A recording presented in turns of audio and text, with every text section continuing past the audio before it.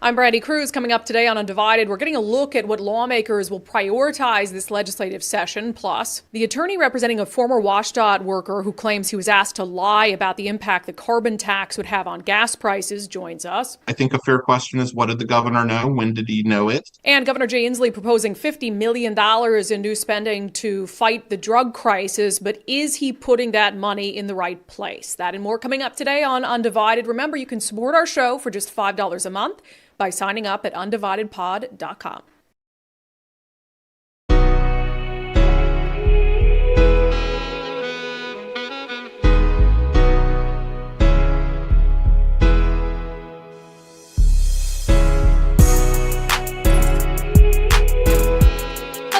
Hello, and welcome to Undivided. Thank you for being here. Thank you for your commitment to giving common sense a comeback. I'm Brandi Kruse, and so it begins. We start to see the bills being pre-filed before the legislative session that give us a good idea of what lawmakers on both sides of the aisle are going to be prioritizing. And I'll tell you, I think it's going to be a very exciting legislative session because it is happening in the backdrop of a few things. One, it's happening on a major election year. And so certainly every single lawmaker, whether they want to admit it or not, they're definitely keeping that in mind. How are these bills? How are our actions on this? How are our votes going to impact candidates who we want to win in November of 2024? So that's something that's happening in the background. And also one of the major things, you have these initiatives being run by Let's Go WA. One of them they've already turned in, which would allow voters next year, if the legislature does not act, to decide whether they want to repeal the carbon cap and trade program, the Climate Commitment Act part of it that allows for these auctions for offsets that have increased the cost of fuel. And so it's not a surprise. And we'll keep bringing to your attention bills that are pre-filed that we think are significant, that you should know about before the session even begins. If there's some awful ones, we will absolutely start pushing back day one. But one of the things that's happening, and one of the things that Democrats in Olympia really have to consider, is how do we contend with that initiative?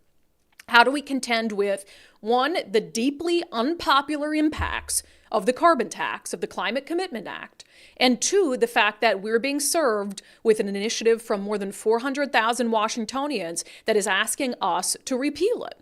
So I've already said Democrats aren't going to just adopt the initiative and roll the thing back. They're just not going to. That would be too big of a loss for them, too big of a loss for Governor Jay Inslee. Much more likely that they pass some sort of other bill that would then, if it's a competing bill to the initiative, they'd both go to the people in November. I think that's the more likely scenario. So we're seeing a bill that was pre-filed by State Senator Mark Mullet, a moderate Democrat who's also running for governor. It's Senate Bill 5783, but it will be colloquially known as the Climate Commitment Improvement Act. And what he's trying to do here is common sense stuff. Before I detail the bill, because it's 35 pages, so I'll give you the highlights. He took to Twitter, he said, "I will always be honest with you, even if the news is grim. Instead of trying to silence facts, we need to fix them. We must lower gas prices, improve transparency, and keep our promise to farmers. My first bill for next session, which I filed this morning, is to fix the Climate Commitment Act." And Mark has been pretty common sense on this issue. You know, he said something similar to what we've said on the show, which is if your policy to fix the environment hurts working class people, and if you've got to lie about it, it's probably not the best policy. And so his bill, the Climate Commitment Improvement Act, would do a few things. I'm just going to highlight three of the big things here. So overall, the idea of the bill, and at the core, it's supposed to stabilize these carbon auctions. So lower the prices, stabilize it. So hopefully when the auctions happen, you don't see this huge impact on gas prices. So that's the big overarching thing. But it does three other things that I think are interesting. So it would try to improve transparency around the impact that the Climate Commitment Act has on gas prices, which the government should be doing. If the government doesn't hate us, the government should be letting us know the negative impacts, the impacts to our pocketbook that their policies have. So that's just a nice thing to do from the government whose salaries we pay. The other thing it would do is it would make sure that entities that are supposed to be exempt from the impacts of the carbon tax are actually exempt. Remember we were telling you, like truckers and farmers, that those industries are supposed to be exempt to not have to pay that increased fee at the pump, except the state has never figured out a way to put that into place. And so now they're just paying it. Like, are they ever going to get that money back?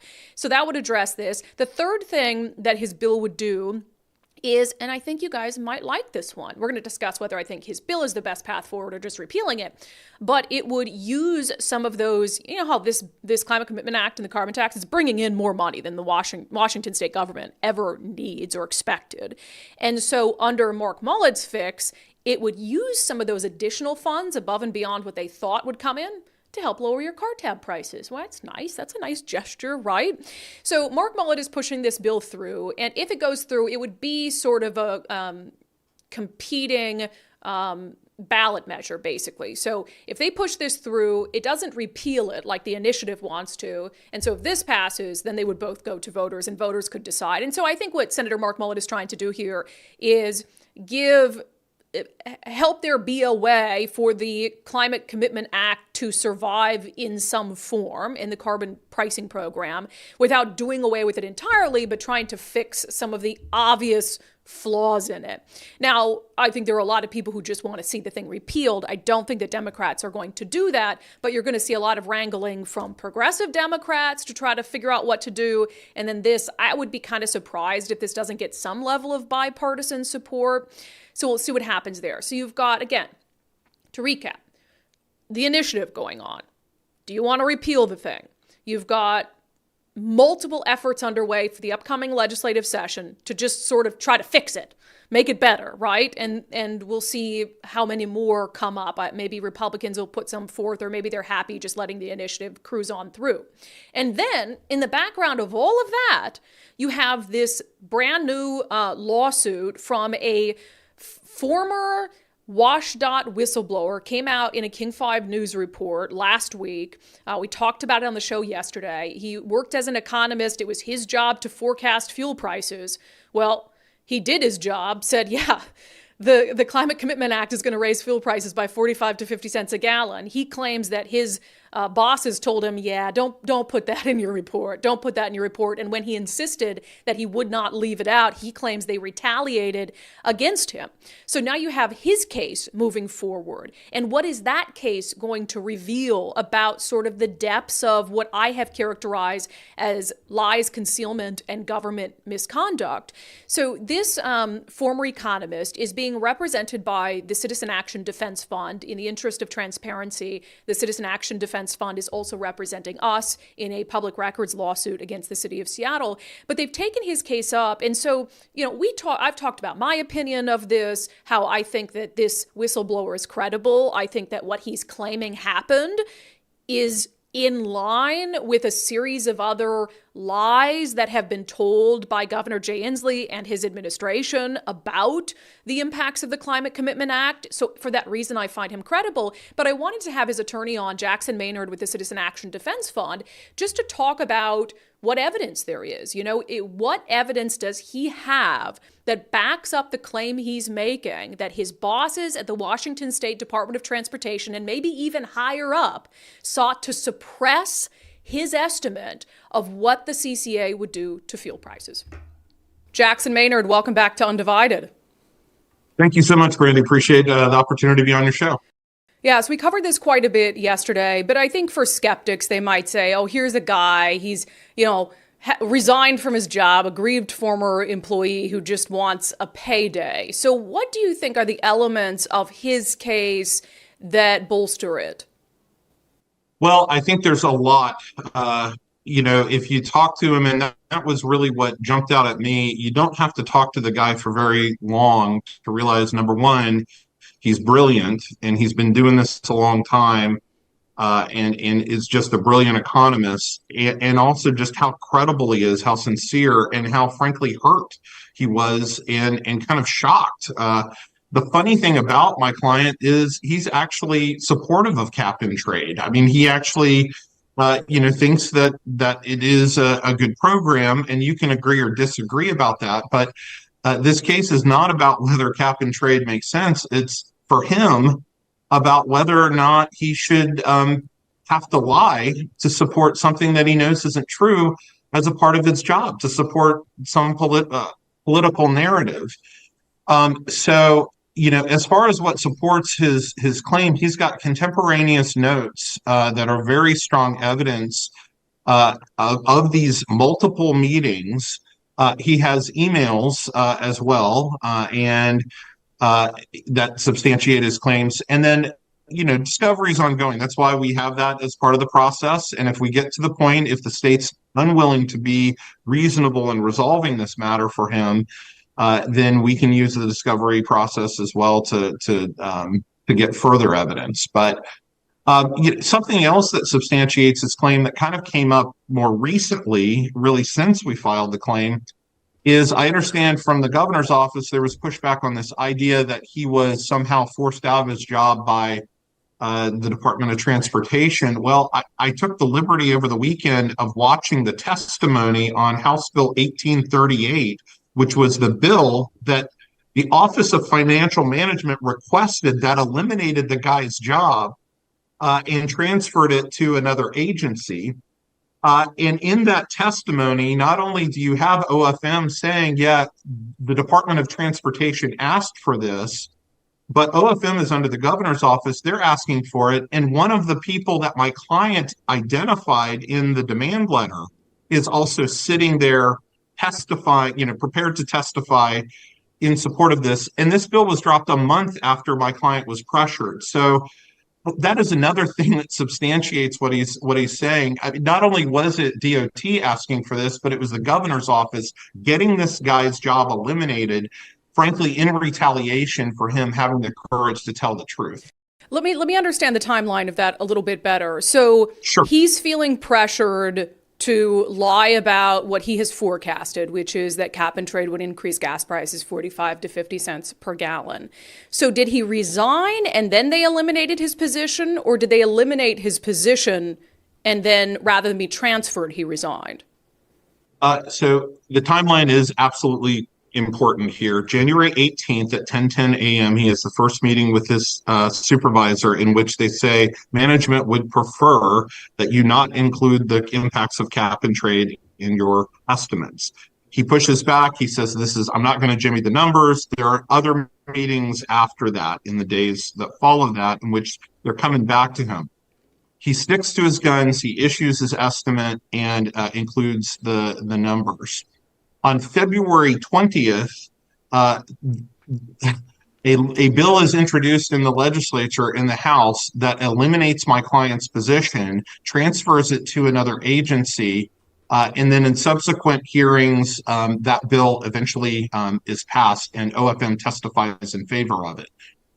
So the position would be under the bill eliminated November of 2024. So he's there, but he knows he's going to have no job after 2024. He applies for a supervisor position. He's turned down for that. And then they start just this pattern of humiliating him. They won't give him the software updates he needs that other employees have to be able to do his job. They won't allow him to work remotely when every other frankly, frickin' employee in state government post-pandemic is able to work remotely. My client has to, come in and sit in. He's invited to meetings that he has to be there in person, and then they don't show up. His supervisor doesn't show up for the meeting. The final straw for him, though, was when he wanted to go visit his elderly mother out of state and submitted a leave request. They did have a meeting that he had always participated in remotely, like everyone else. It was a remote meeting, and he said, look, I'm submitting this leave request. It's Thanksgiving weekend. I know I'm supposed to present. I want to go visit my mom. I will do this on my own time. I will attend the meeting, do whatever on my own time. I just want to go visit my mom. And in October, they refused to approve that leave request, and that's when he decided to retire. He did have some conversations earlier in the year when kind of after the bill was passed that was going to eliminate his position, and he was trying to figure out to retire. He's 64 years old. And so, he's trying to figure out what to do. He didn't want to retire. He wanted to finish out his career at the DOT, and that was just not going to be possible. So I think it was something he kind of floated and then was just trying to figure out a way, to make it work. And then finally, it just kept getting worse and worse. And then in October, that was the final straw. And has he indicated to you that there were any issues he had with feeling mistreated at work prior to his forecast about cap and trade? He hasn't. As a matter of fact, he got stellar performance reviews, according to my client. And in fact, that was another thing. We found evidence, and he's provided evidence that DOT tried to go and backdate some of those and actually change those performance evaluations. And you can see that in the screenshots that he's had. So I feel for the guy. The whole reason we're doing this is to try to make him whole and try to give him something that he can now, um, be made whole as a result of not being able to those lost years of salary, those lost years of potential retirement benefits, and also his reputational damage. Yeah, and I get that that's your job, certainly, to represent your client and not some bigger, broader interest. But this is a huge, if true, story about what I really feel like is corruption. And so I guess if the state comes to you guys and settles and you avoid trial, I almost feel like it's letting the state off the hook. I want to know what discovery documents would show, for instance. So is there any sort of, I mean, I know you're familiar with all the sort of lies that have been told about cap and trade. I'm characterizing them as lies that have been told about the cap and trade program. So when it comes to all of that, Governor Jay Inslee saying it wouldn't raise gas prices, decisions to hide line items on Puget Sound energy bills, if you go to trial, does that all factor into your case? Certainly credibility of witnesses is always an issue at trial. And so that is all stuff that can come into play if the state refuses to find a way to be reasonable in resolving this matter and avoiding the cost, the expense, and frankly, the potential embarrassment of trial. My obligations to my client, I am a public interest. I represent a public interest nonprofit, and so, that certainly the greater public good is why we're taking on this cost. We are not charging him attorney's fees. We're not charging him for this work. But my obligation is to him and to try to make him whole. That said, I do think that this case has larger implications for public policy, regardless again of whether you agree on cap and trade. What I think everybody should agree on, so that they can know whether or not it's a good policy, is that the lawmakers and the executive and everybody should have numbers that they can rely on to be able to properly evaluate the program. And so transparency, I think, is an important value at stake in this case, and then making sure that government is held accountable. The larger idea of government not being able to bully state employees too. I mean, I'm a former state employee. My parents were. I really appreciate the sacrifices a lot of times that you make in that line of work. And I think that people understand politicians are going to do political stuff, but for the front line, just state employees are there to do the job and kind of serve the public. Idea that they would be leaned on in this way, I think, is really repulsive, and that's also one of the other issues in this case. Yeah, let's end with this. So the claim, and you use the quote again, that he was told by management, that he was told that management would prefer that he did not include cap and trade surcharges in his quarterly fuel price forecast. Do we know what management means? Do we know who management is? My client understood from that conversation and subsequent conversations that it was his, so he was having those with his supervisor, and that person is identified in the demand letter, but that it was Amber Colson at the State Department of Transportation, and then Eric Hansen, the Office of Financial Management. One of the other things that after this, the way that my client's job duties changed is that he had to start clearing his estimates with OFM and Mr. Hansen, and that's something he never had to do again. OFM is part of the governor's office, statutory by law, and also they're just part of the governor's office. And so the idea that he had to clear what should be just a matter of sixth grade math, these estimates with a political entity, was very frustrating to him. So that's who I understood. We can see how far this goes. I think a fair question is, what did the governor know? When did he know it? While he was running around telling the public that it was the fuel companies, it was all of these other things that happened, that caused these costs, and he was lying about whether or not the costs were increasing. I think we should know whether or not people working for him were acting at his behest. So that is the key. Whether these forecasts from your client were known to the governor, were known to his immediate circle in his office, and whether he still went out and told the public that this would have a negligible impact on gas prices. I hope you can find that out through the course of this case. Jackson Maynard, thank you so much. thank you. What did the governor know, and when did the governor know it, is a crucial question here. And again, patterns of behavior, patterns of lies, patterns of concealment that should not be acceptable to any Washingtonian who should have higher standards for the government, higher standards for the people who they pay to serve them. And the fact that in this state you have one party rule that has so emboldened people like Governor Jay Inslee to outright tell lies to the people he's supposed to serve is the problem here. You don't get away with this if you have true checks and balances. And that honestly is the most important thing for me in 2024.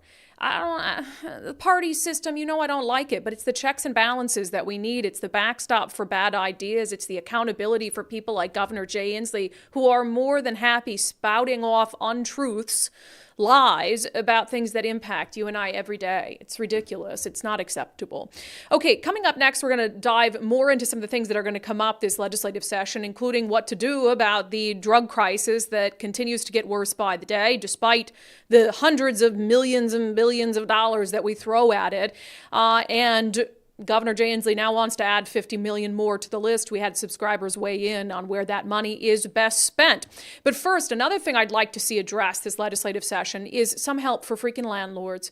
I mean, you look at what happened to, I'm talking mom and pop landlords, small landlords who are suffering under the weight of first the COVID mandates that made it nearly impossible to evict anyone, and now cities like Seattle and Tacoma, and that is just going to start to flood out, who are dealing with these really, really strict tenant protections that make being a landlord almost financially unfeasible for folks. It's something we talked to Wes Jones about. Not only is Wes Jones a real estate agent, but he also is a small landlord in the city of Tacoma. We continue to see more and more aggressive landlord-tenant laws being passed in favor of the tenant rights. Like you go down to Tacoma, we are practically back at those, COVID anti-eviction restrictions with what they have passed down there if you really want to jump through the hoops and work the system. Except what's not available right now is the help for landlords should one of those people choose not to pay. And I'm saying choose not to pay because there are plenty of people who are choosing not to pay. It's not that they can't, they choose not to. Yeah, and Wes told us that after some of the strict protections went into place in Seattle, they did see a lot of small landlords deciding just to put their home on the market. He said time will tell whether that's going to happen in Tacoma, although he personally is considering selling some of the properties and diversifying elsewhere. Either way, maybe it's just something you want to chat with Wes about. If you're thinking about putting your rental property on the market, reach out to him, sellwithwes.com, sellwithwes.com. Certainly something he knows a lot about. Sellwithwes.com, a better way to sell your home.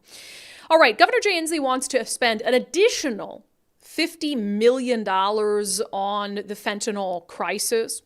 And this is a combination of funds. Some of the money was awarded to the state of Washington because of the opioid lawsuit settlements. And so I take that kind of money much differently than I do some of the general fund investments. But still, you're looking at in the biennium budget, 2023 to 2025, we're already spending $200 million on substance abuse disorder. So whether it's facility operations, helping with rental subsidies for people who have a substance abuse disorder, or treatment, criminal diversion, you name it. So the amount of money that we are spending on something that's not getting any better is insane. It's insane. And I would argue that it's because we continue to see the government, including Governor Jay Inslee in this latest $50 million proposal, completely focused on the wrong things and not focused on a more holistic approach to the problem. So the governor wrote a big long article about this on his Medium page. It says, on Monday, his office did rather. On Monday, Governor Jay Inslee hosted a roundtable with experts at Evergreen Recovery Center in Everett to discuss the crisis and to preview his proposals for the upcoming legislative session. The governor's budget adds over $50 million in new funding to take down opioids for the 2023-2025 biennium. Quote, we're putting treatment closer to people and we're going to save lives. We're reaching the people most vulnerable to this fentanyl scourge, and we're getting drugs off the streets. Now, here's the thing. My issue, I'm not opposed to treatment. And I'm not opposed to bringing treatment closer to communities, to where people are living, so that it's more accessible. I mean, we are deep in this crisis right now. People are dying at record levels. Washington State still continues to be a ground zero for the fentanyl crisis. We know that. In terms of the number of deadly overdoses in Washington State has skyrocketed unlike anywhere else. And so I'm not saying that, okay, you just let everyone die. No, of course we need, help for people who are willing to take it. But we also need a little bit of tough love for people who aren't willing to accept that help and whose substance abuse disorder, whose drug addiction is hurting our communities. And it's really something I continue to not see reflected in what the governor wants to do. He's talking about spending money on education and awareness, community health hubs, overdose prevention, treatment access, recovery supports, and then he says first responder support. So I'm like, okay, well, what kind of ways is the governor thinking about supporting first responders? And I was reading this whole lengthy freaking Medium post, please have there be something in there that aims to stop the drug traffickers and try to cut the supply off or something. You know what his plan is for first responders? The governor's budget funds naloxone distribution to first responders and would also stand up 15 smart health machines statewide to be stocked with naloxone and other health supplies, which is the supplies that they're going to give to people so they don't, what do they call them? The harm reduction supplies, which there's no safe way to use a drug like fentanyl. So that's your help for first responders, $50 million, and you're going to make sure that they've got overdose reversal drugs. And I'm not opposed to overdose reversal drugs either. I've seen what they can do. I've seen them save lives in real time. I have interviewed someone who is saved by naloxone who went on to have a wake-up moment. But the fact that we have so much of our focus and our money spent, hundreds of millions of dollars, on the back end, and not on the real criminal element that is also intertwined with the drug crisis. We have people who are victimizing their fellow citizens to further a drug habit, and not a care in the world from Governor Jay Inslee and Democrats in Olympia who, they allowed us to go how long without a drug possession law even on the books? And the one they did pass was completely watered down. So that's what really concerns me here. And I actually made this the subject of our daily subscriber poll because I was curious from you guys, where do you want to see the money go? If the governor is going to do this and Democrats are going to push through an additional $50 million, where do you want to see that money prioritized? Treatment, education, overdose prevention, law enforcement, or we don't need to spend any more money at all. I also gave that as an option. Most of you are saying we don't need another $50 million toward this, which I tend to agree with. But in second place right now, law enforcement. I think a lot of common sense people recognize that if you continue to invest primarily in the same areas, we're going to continue to have primarily the same results that we've been having all along, which are not working. It is not working. So that's really, my frustration with the governor and with Democrats is I get it that law enforcement doesn't have to be, that's not the end all be all for what's happening in our state. That's not the end all be all that's going to end the drug crisis, but it is a big part of it. We just had Ginny Burton on the show the other day, 17-time felon who started using drugs with her mom when she was a kid, was a long-time drug addict. And what did she say?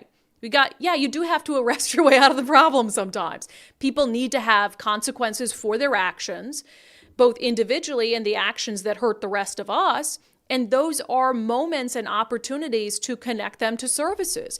This whole mentality of let's just, have the help there. And if people decide in their drug stupor that they want to accept the help, then we'll be there for them. Okay, they're not going to come to you in their drug stupor and seek those services.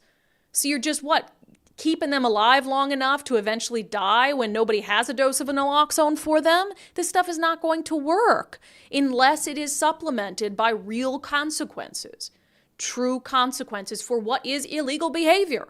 Let's not forget that.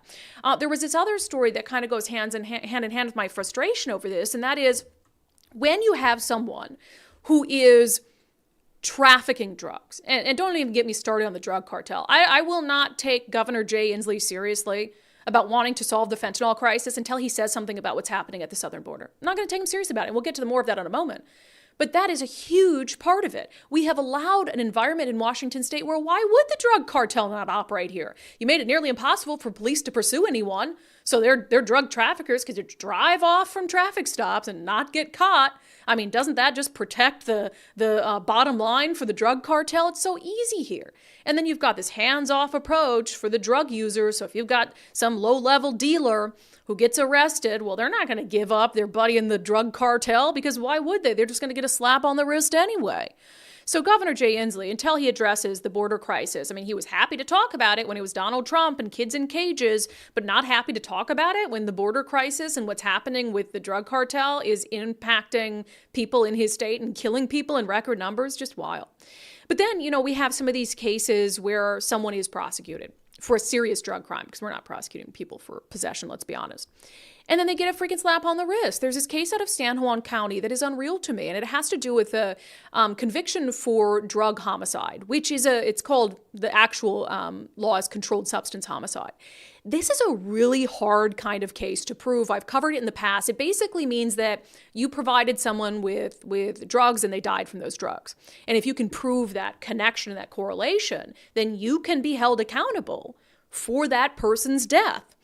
And so in San Juan County, there was a case like this that the that's so hard to say, San Juan County Sheriff, Eric Peter, is speaking out about in a Facebook post. So there was a conviction for, there was a minor who died after taking a fentanyl-laced drug. They were able to tie it to a drug dealer or person who they got the drugs from. They were convicted of controlled substance homicide on November 21st. And then what did the judge do?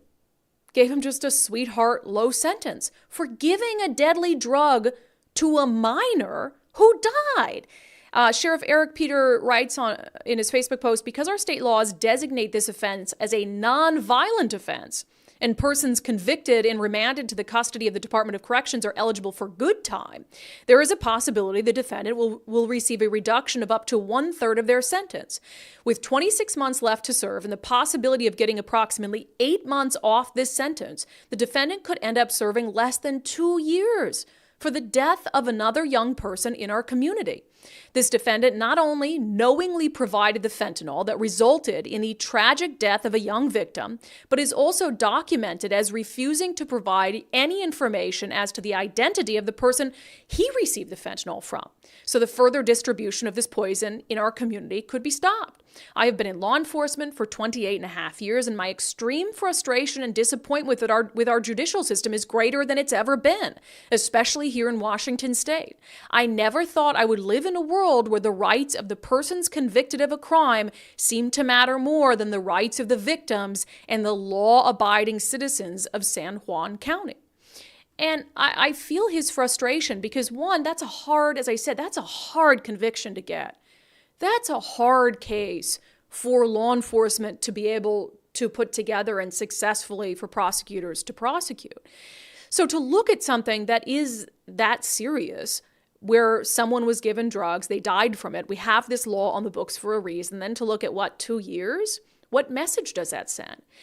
For people who are trafficking in these sorts of drugs like fentanyl that can kill you in just the smallest doses, to me, if you're bringing up, let's just say 100,000 doses of fentanyl, that should be 100,000 counts of attempted murder, because that's what you're doing. You're trafficking death into our state. And then you have judges that look at that and say, not only do we not care about that, but when we have a documented death that we can prove you are tied to, we're going to give you a slap on the wrist? And we wonder why we're the overdose capital of the country. And we wonder why we can throw $200 million at the issue every 2 years and it doesn't get a bit better. It's because we're not focusing on what really needs to be focused on because, the political ideology of the majority party just, says that we got to take it easy on criminals. This is wild, wild stuff. And I'll combine that with, since I mentioned the southern border, our friend Allie Bradley. She's down at the southern border. She's watching the drug cartel. She sits there for, 5 minutes plus, watches the drug cartel as the drug cartel flips her off, just open up a little hole in the border wall, send hundreds of people through. Just, come on in. They just go walking off into the distance. Who knows if Border Patrol apprehended any of them? And yes, it's true that these large amounts of fentanyl, a lot of it comes through official ports of entry. But when you have a drug cartel, he doesn't even care. He's like, here's a journalist for a national news network, waving at her, flipping her off. And then they shut the little hole they made in the fence, and then they just go on away for the next batch. And we really wonder what's going on here. We are a nation of no consequences. We are a nation of no law, no order. And then you get the cartel that feels completely fine to operate up and down the West Coast, California, Oregon, Washington, completely hands-off approach to violent, dangerous criminals. Comes up here, traffic it easily all across the state. Police aren't going to be able to pursue you if you flee from them. No big deal. We're not going to lose any money there. People get caught selling drugs to someone that killed them. No big deal there. 18 months. Out, back doing it again. You guys, come on. And not you guys, you know who I'm talking about. It's absurdity. Something has to change here. And then Governor Jay Inslee turns around $200 million, an additional $50 million for the biennium. And what does he want to spend that on? Oh, naloxone. Oh, let's help out first responders. Oh, great. Tell me, how are you going to help out first responders? I would love to see you spend money there. Oh, we'll give them a drug that's just going to help save someone's life enough for them to go down the street, take another hit and die. It's foolish. It's foolish. This is the kind of stuff that I cannot wrap my mind around. Yeah, I don't believe a single one of them when they say that they care about the fentanyl crisis. Again, you show me you care about the fentanyl crisis by first prioritizing where it's coming from, Mexico, in from China to Mexico, up through the West Coast, through all these cities that don't care about criminals. Here, they kill people on the streets of downtown Seattle. They kill people in our communities. They kill kids at school who buy drugs off Instagram or TikTok or Snapchat or whatever app they're using. You don't care. Give me a freaking break. Unbelievable. Speaking of unbelievable, we'll get to it next because there's more unbelievable stuff happening in our schools. Down in Oregon, 57% jump in the number of students identifying as non-binary. These are insane times we're living in. We'll get to that next. But first, I've been talking about if you are budgeting. We're at the end of the year, we budget in our families, we budget on the podcast, and sometimes you need to look for ways to save money. And everyone needs insurance. I really think if that's an area of your budget where you'd like to see if there are some savings available to you, take the First Mark Challenge. Just set aside a little bit of time to do it virtually. That's what Mike and I did in the spring. We just feel so relieved that we did because we feel like our insurance is so hands-off for us now. We got much better insurance than we had previously for the same price. It was a no-brainer. There's a lot of people who take the First Mark Challenge. They end up getting better insurance and saving money. And it doesn't cost you anything. It doesn't cost you anything to take the First Mark Challenge. You never pay anything to First Mark for the entirety of the time that you're a client with them. Dave Taylor is the CEO of First Mark, and this is a superior product. This isn't, call my big box insurance company and wait on a little phone tree and talk to somebody who doesn't care about me, who doesn't live in my community. This is a superior service that they're offering. So yes, it does take a little more of a time investment. It's not going to happen in 15 minutes or less. How much time did it take for you Couple hours. Okay, so Total. all in a couple hours Yep. from the time we gather the information, do the presentation, and go through everything. It's a couple hours of time, Yeah. right? And I would say that's probably on the high end. Yeah. Right. It Well, we were ranges. chatty. We were very A little chatty. bit chatty, yes, exactly. Anywhere from an hour to 2 hours is the investment in time to find out, and there's no obligation. There's no extra fees if you become a First Mark client. We are paid the same way every other insurance agency in the state of Washington is paid. We're paid by the insurance company that is the writer of your business, and so yeah, there's nothing to lose. Yeah, no obligation, just an opportunity to see if you can get better insurance, if you can get better insurance for a lower rate. So take the time, schedule time to do the First Mark Challenge today. First Mark Insurance, firstmarkinsurance.com. They work for you. All right, the number of students in the Oregon school districts, in the state of Oregon school districts that identify as non-binary has jumped substantially. Up 57% this school year. Let's get to it in our segment, Unbelievable.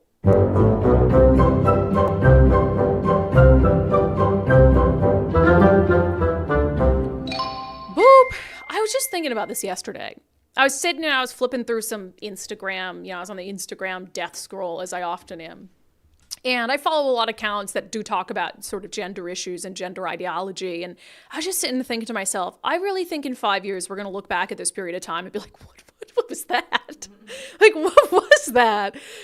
Allowing biological men to compete against women, allowing kids as young as, 4th and 5th grade. Oh, what do you want to identify as? Like, just have at it, completely ignoring biology and science, pushing gender identity in schools. I mean, I hope I'm right. I hope that 5 years from now, we're looking back and being like, you weirdos, do you realize how ridiculous that was?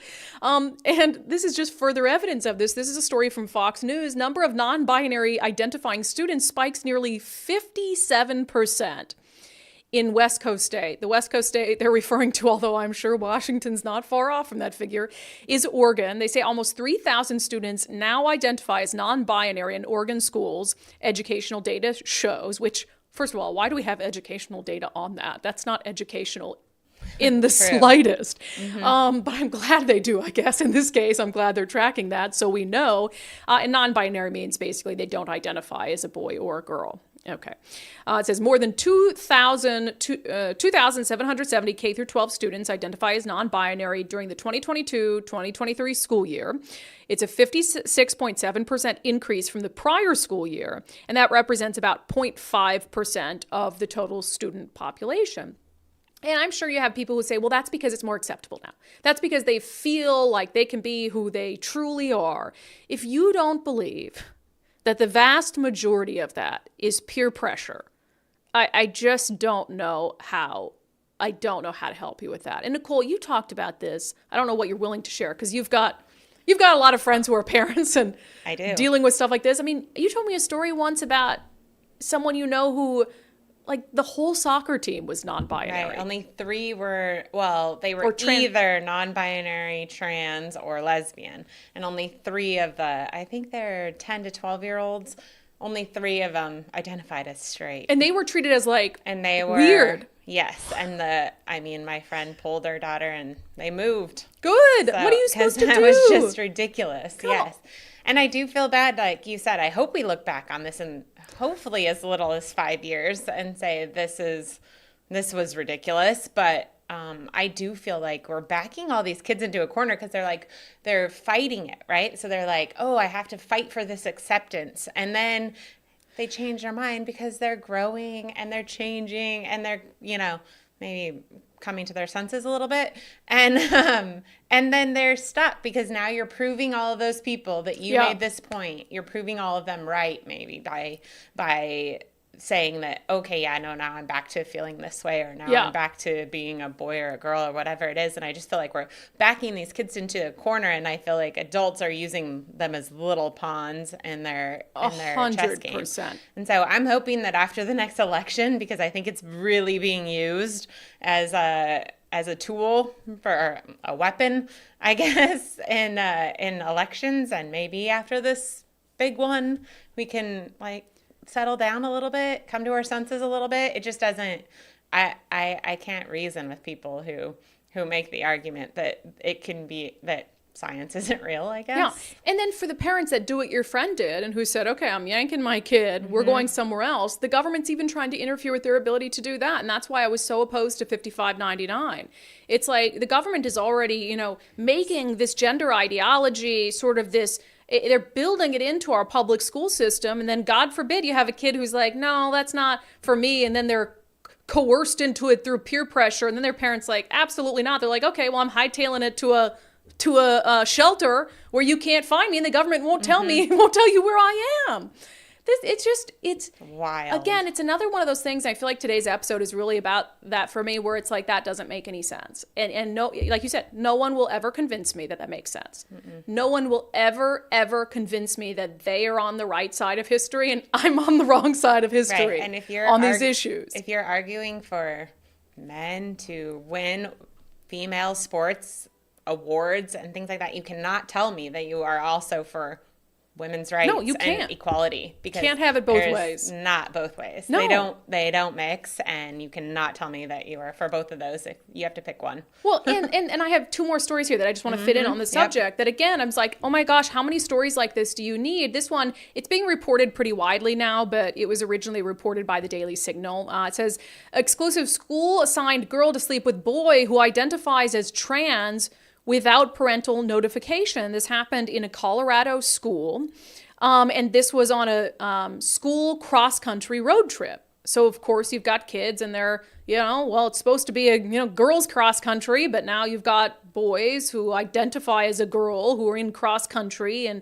for all intents and purposes are treated like girls. And so apparently that also means that you've got to share a bed with them. It says, using the initials of the kids, obviously, DW and KEM were told that they would share a bed. And that evening, when the students were in their room together, KEM reportedly revealed to the girls that he is a boy who identified as a girl.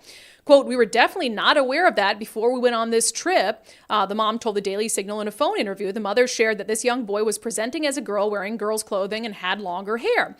Uncomfortable at the thought of sharing both a room and her bed with a boy, DW snuck into the bathroom and called her mother. She then went downstairs and met her mom in the lobby to discuss the matter. And here's the thing is, like, you have in these schools, and in Washington State this is the case, where parents aren't told.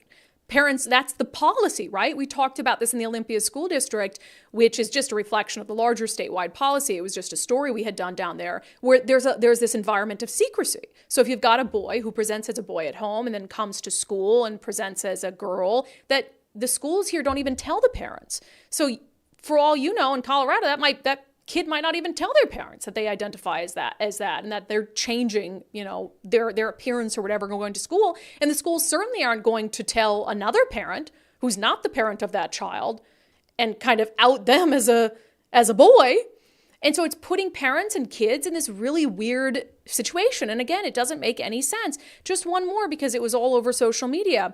This from the Daily Mail. Outrageous transgender women take gold and silver medals at Illinois cycling championship.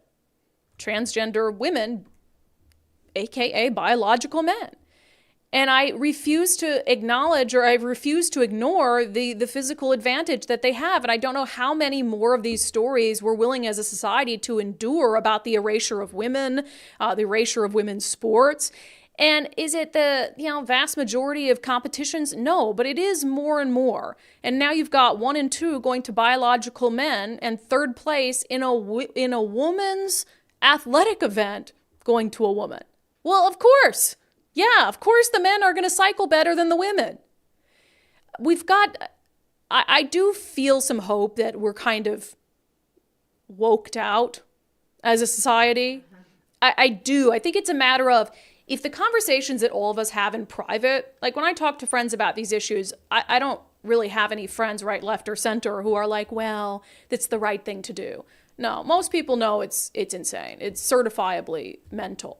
And some of them aren't quite there to be willing to express those opinions, but the vast majority of people know this is ridiculous. It's just a matter of having the vast majority of people take over the conversation and have the mainstream media treat these stories as they are. Report on these stories. Really question whether these things are right, and push back against the people who are claiming that this is normal and this is acceptable, etc.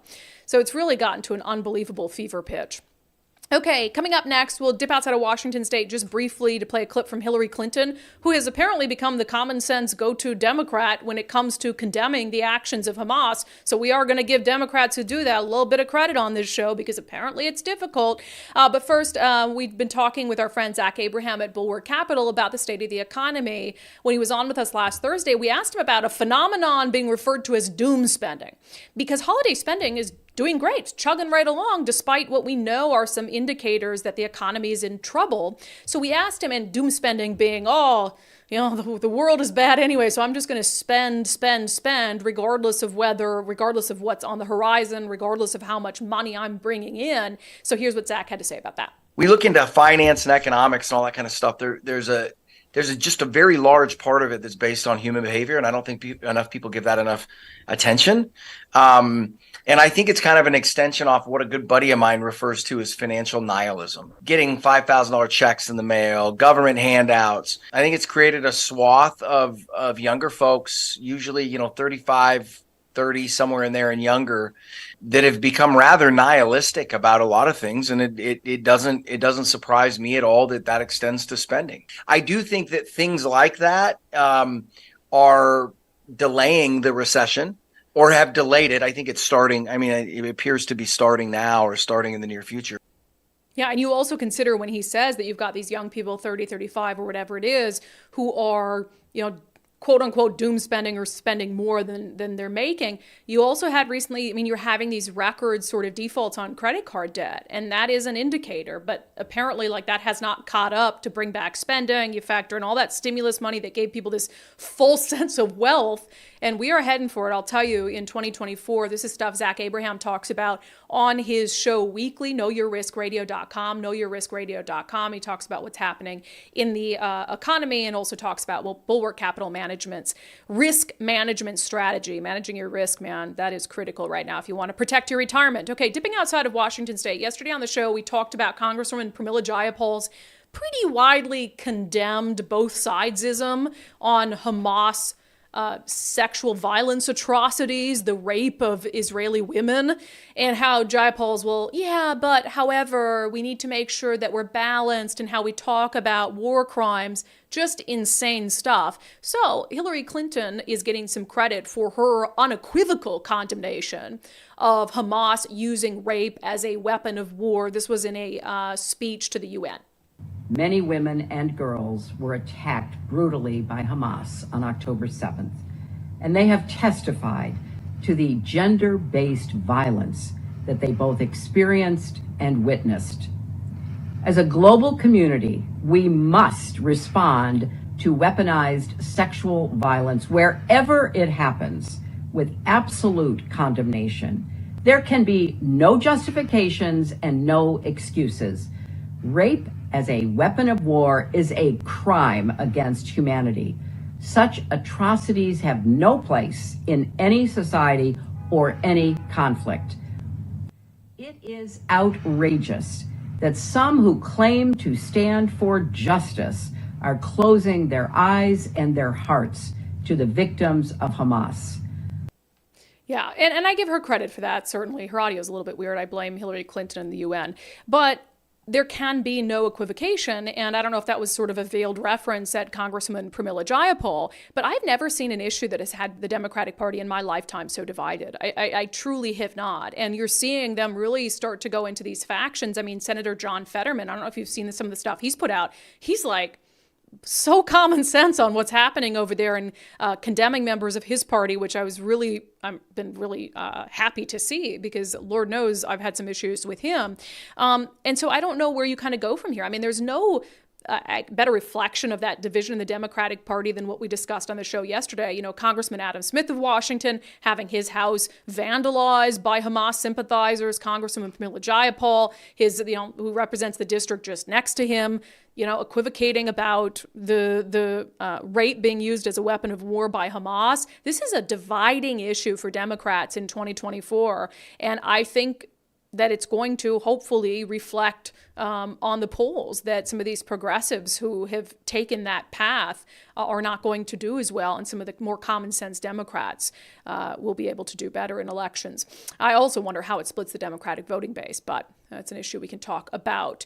Okay, let's get to questions and comments coming up. But first, I've been talking about my success on the Eastside Weight Loss Clinic plan, down 37 pounds. And to me, it's a program that's really about changing how you think about food and your relationship with food. And that's what really makes it successful in the long term. They teach you what to eat in the right portions and then how to maintain that so you're not on a lifelong diet. So you can just go about your life making these healthy food decisions. No prepackaged meals, no counting calories, no drugs or injections or strenuous workout routines. So if you've been thinking about it, do what I did, what so many others have done and found success doing. Schedule a free 15-minute consultation with Dr. Ryan Coogan and his team at eastsideweightlosclinic.com.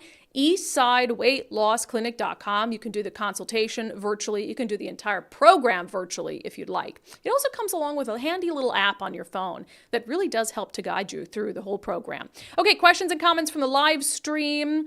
Let's see here. We were talking about the carbon tax. Albert Keebler says, carbon tax, stop cutting down old trees and stop junk mail. Problem solved. Is that all we need to do to help our environment? On the whistleblower who has come out now, said he felt pressured to resign because he refused to lie about the fact that the carbon tax would increase gas prices. Brianne Ledbetter says he freaking knew. Seriously, I think you're referring to Governor Jay Inslee. Did he know that his own economist knew that it would do this? And did he know that estimate and still go out and lie to people? I tend to think yes. I don't know how he couldn't have known. It's a program that's designed to increase gas prices. Ridiculous. Rachel, and again, the taxpayers will be on the hook for this governor's malfeasance. Yeah, I mean, this washed-out whistleblower, if he wins his case, that's going to be paid with taxpayer funds. And that's always this weird push and pull, is you want to hold the government accountable. Sometimes the only way to do that is through a lawsuit. But in the process, you know that that money is coming from taxpayers. And so it's a sort of give and take about, okay, we can let them continue to do this and continue to lie and do it to God knows however many employees, or you can file a suit and try to change behavior. And I'm on the side of filing a suit to try to change behavior for the greater good. On the drug crisis, Tim Ben says, drug test for welfare. We're funding the epidemic. We're funding the damage in the aftermath. Drug test for welfare. It's our tax dollars that attract the cartel. So suggesting that there should be, if you want government assistance, that there ought to be a drug test that comes along with that. Sharon says, oh, give a crook a $50 million cookie. Yeah, referring to the fact that most of our societal issues in Washington state can be summed up by the children's book, Give a Mouse a Cookie, which, by the way, Nicole, I started to get those in the mail. Oh, good. Did you start filling them out? No, I haven't started to write I'm giving all the new Seattle City Council members a copy of If You Give a Mouse a Cookie, so they know that they should just tune the crazy activists out. Just those? For now. Okay. For now. You Mm-hmm. know, I mean, I'm sure there's some others who will come up. Mm-hmm. Okay, let's see. Marina Shea on Governor Jay Inslee wanting to help first responders with the drug crisis by giving them the drug reversal drug and nothing else. Marina says first responders have their drugs for the field, and free Narcan has added to this horrendous situation. So it's all wrong from the start. We need arrests. We really need treatment, or we need real treatment. We need to get some people back to their families in the states they came from, and we need a hard approach to drugs and crime and choices. Jail or treatment and no free rides. I agree. Hi, Nicole. Hi. Do you want to read comments with us today? Sure. Let me see. This is on the unbelievable topic, but from Kim Boyington. Sure. But in 5 years, how many of these kids will be taking puberty blockers and be sterilized or have surgery? And now we're dealing with an even bigger mental health problem in kids and young adults. Such a tragic mess. Yeah, and that's true. It's like that's why I'm not in favor of. I mean, I believe in parental choice and parents, and the government staying out of medical decisions, but I'm not in favor of kids getting irreversible surgeries while their brains are still developing. Yeah. It's just not right. Lancelot Dufresne says, share a bed. All my youth camps, etc. Never was bed sharing a thing. I can't remember. I mean, we had bunk beds, but I never had to sleep next to some student that I wasn't friends with, I guess. I mean, we never had to sleep next to students, period. But yeah, I've never heard of that either. So I think I did in high school speech and volleyball. I think we would have to share a room with 4 to a room. Okay, when we were in high school and you went to state or something, and you had a hotel room, then maybe. But you got to kind of choose your Yeah, your friends, you gotta bunk right? with your buddies, Yeah, right? yeah. Mostly. We got some super chats We did. on Hamas. Leah says, "Why are the leftists so willing to support Ukraine but not Israel?" Yeah. Interesting question. Interesting. And then Lancelot Dufresne, just $4.99. No comment. No, well, we read your comment earlier, so that'll be the There you tit go. for tat. This Comment. This is just weird, but it's a new thing, I guess. Go ahead. This is from Nicole's cat. So this is a new YouTube user. Oh, their YouTube I don't know username that- is Nicole's cat? Yes. Let me read this then.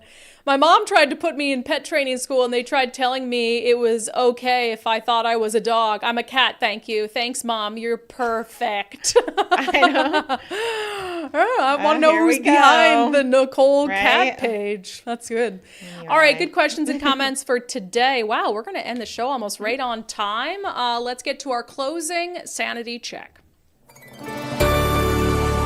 So a sad, devastating story out of Lakewood. You probably heard it, but depending on what news outlet you read, it was spun very differently. So there were a bunch of juveniles who they stole a Kia, shock of the century, and they fled from police in Lakewood. And one boy ended up drowning in a swamp. I mean, that's absolutely devastating. But I want you to just compare headlines here. So these are headlines from Cairo, Como, and MyNorthwest.com. 5 run from stolen car in Lakewood. 1 boy drowns in a swamp. Boy dies, 2 arrested in Lakewood after police chase of stolen Kia. 5 alleged car thieves flee police in Lakewood. Boy drowns, 2 others arrested. Now read the headline from the folks at the Seattle Times. Boy drowns in swamp after Lakewood police chase. It makes it sound like literally police are to blame for the boy drowning in the swamp. No, like, oh, stolen vehicle, suspects in a crime. Boy drowns in swamp after Lakewood police chase. Just fueling the Democrats in Olympia who say that police chases are dangerous and completely letting off the hook criminals who engage in behavior that puts their own lives at risk.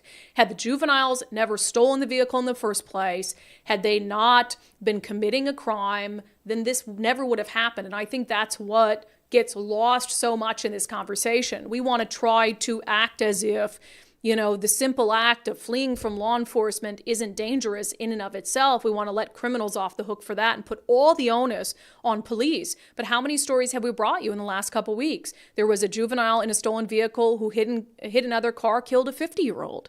There have been multiple examples of, we talked about a story down in Thurston County with a car full of juveniles. Car was stolen, they engaged in a hit and run. We've talked about stolen vehicles being driven by juveniles that have been used to perpetrate violent crimes, armed robberies, drive-by shootings, etc. So it's time to stop putting the onus and the blame on police when criminals engage in criminal behavior. All right, that has been your sanity check for today, and that has been today's episode of Undivided. Thank you for being here. Thank you for your commitment to giving common sense a comeback. If you've not already, please sign up to support the show. It's just $5 a month. You can also shop our merch store, undividedpod.com, undividedpod.com.